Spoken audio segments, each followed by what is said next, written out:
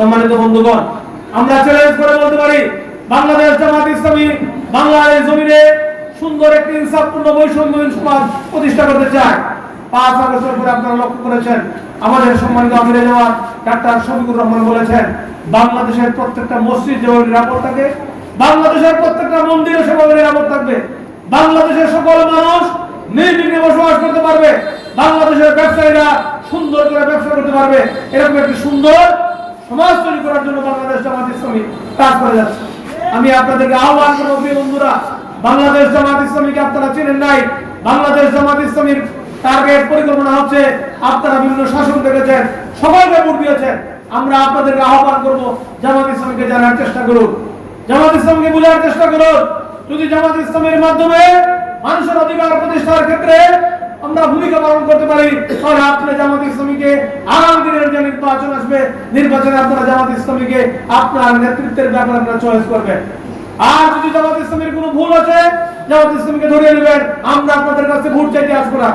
প্রিয় বন্ধুগণ, প্রিয় ভাইরা, আমি আপনাদের কাছে আহ্বান করব, আমরা এমন একটি মসজিদে বসে রয়েছি, এখানে শত শত লোক রয়েছেন, বাজারের লোক রয়েছেন।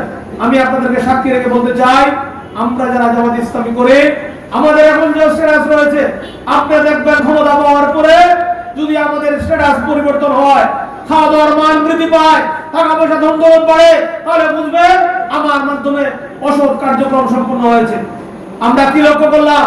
যারা সমাজ পরিচালনার দায়িত্ব পালন করেছেন, আগে স্কুলে শিক্ষকতা করেছেন, কলেজে শিক্ষকতা করেছেন, তাদের হাজার হাজার কোটি টাকার লুপাট করে বাংলাদেশকে একটি দুর্বল রাষ্ট্রে পরিণত করার চেষ্টা করা হয়েছে। আপনারা দেখেছেন আমাদের ভূমি মন্ত্রী ছিলেন সাইফুজ্জামান নামে এক ভদ্রলোক, তার কয়েক শত বাড়ি, শুধু লন্ডনেই 350 বাড়ি রয়েছে। একটা বাড়ির দাম বাংলাদেশি টাকায় 100 কোটি টাকার উপরে আছে। প্রিয় ভাইরা, বাংলাদেশকে লুটপাট করে বাংলাদেশকে একটি তলাবিহীন ঝুড়ি রাষ্ট্রে পরিণত করা হয়েছে। আমি আপনাদেরকে আহ্বান করব, প্রিয় ভাইরা, চাঁদাবাজ, দুর্নীতিবাদ, সন্ত্রাসী যে সমস্ত কার্যক্রমের সাথে সম্পৃক্ত, যারা আল্লাহকে বিশ্বাস করেন না, তারা এই সমস্ত কাজ করতে পারেন, তাদেরকে অবশ্যই পরিত্যাগ করতে হবে। আমরা কারোর বিরুদ্ধে সমালোচনা করতে চাই না, কিন্তু আমরা চ্যালেঞ্জ করে বলতে পারি, আপনার যদি কোনো বৈধ ব্যবসা না থাকে, তাহলে আপনি বৈধ ব্যবসা শুরু করুন, আমরা আপনাকে সহায়তা করব। যদি আপনার কোনো সমস্যা থাকে, আমাদের নেতৃবৃন্দকে বলেন, আমরা আপনাদেরকে সহায়তা করব।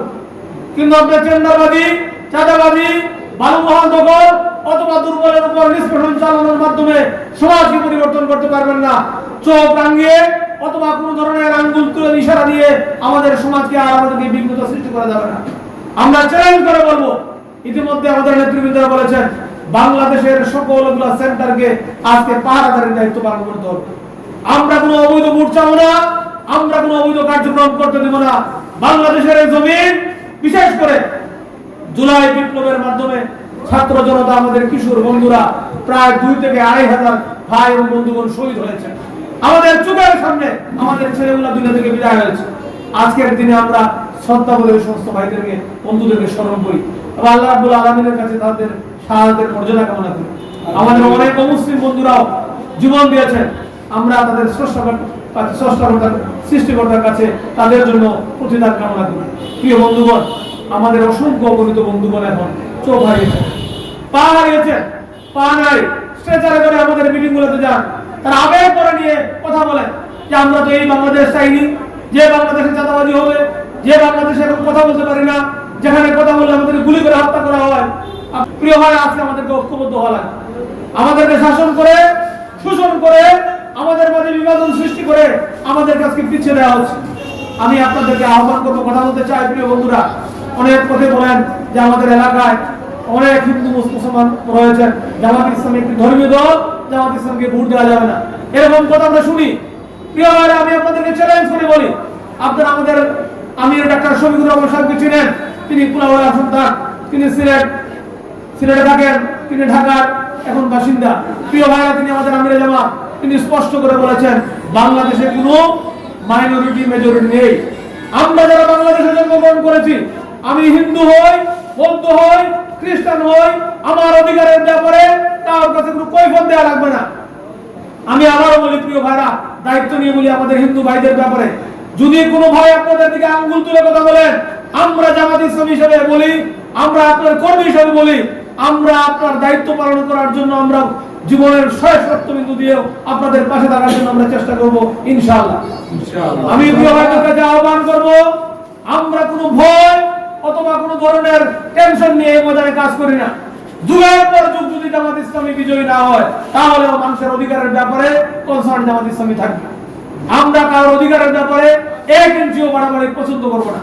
আমি আপনাদেরকে আহ্বান করবো প্রিয় ভাইরা, ইতিমধ্যে আমাদেরকে ভুল বোঝানো হয়েছে, আমাদের ব্যাপারে ভুল বক্তব্য দেওয়া হয়েছে, আমাদেরকে কথা বলার সুযোগ দেওয়া হয়নি। বলা হয়েছে জামাত ইসলামীকে রাজাকার, বলা হয় নাই। আজকে আমাদেরকে ট্যাগ দেওয়া হয়েছে জামাত ইসলামী এই কাজ করে নাই। আজকে আমরা কি স্লোগান শুনি যে যারা জামাত করবেন পাকিস্তান চলে যান। প্রিয় ভাইরা, দেশপ্রেমী মানুষের উদাহরণ জামাত ইসলামী পেশ করেছে। আমরা আমাদের সকল নেতৃবৃন্দকে হারিয়েছি। আওয়ামী লীগ একটা স্লোগান দিত, যদি আওয়ামী লীগ ক্ষমতা থেকে চলে যায়, বাংলাদেশ কয়েক ঘন্টায় কয়েক লক্ষ মানুষ দুনিয়া থেকে বিদায় নিবে। 5 তারিখের পরে কোনো বড় ধরনের কোনো সংঘাত সমস্যা হয়েছে? হয় নাই। আমি আপনাদেরকে আশ্বস্ত করতে চাই প্রিয় ভাইরা, আপনারা জামাত ইসলামকে বোঝার চেষ্টা করুন, জামাত ইসলামকে জানুন। জামাত ইসলামের মাধ্যমে আগামী দিনের বাংলাদেশ তৈরি করার জন্য আমরা ভূমিকা পালন করব ইনশাআল্লাহ।